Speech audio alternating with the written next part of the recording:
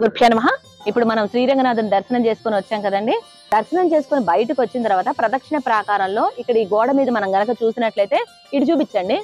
ఈ పైన మనకి కన్ను లేని బల్లి కనిపిస్తుంది. ఒక కన్ను ఉండదు ఆ బల్లికి. తర్వాత ఇక్కడ తోక లేని గుర్రం, అలాగే అక్కడ మొప్ప లేని చేప. ఈ మూడు గుర్తు పెట్టుకోండి. ఈ మూడింటికి శ్రీరంగనాథుడు మోక్షం ఇచ్చాడని చెప్తారు.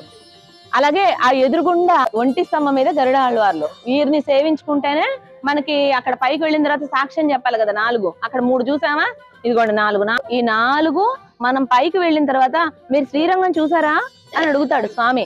చూసాము అని అంటే అయితే సాక్ష్యం ఏంటి చెప్పు అని అడుగుతారు.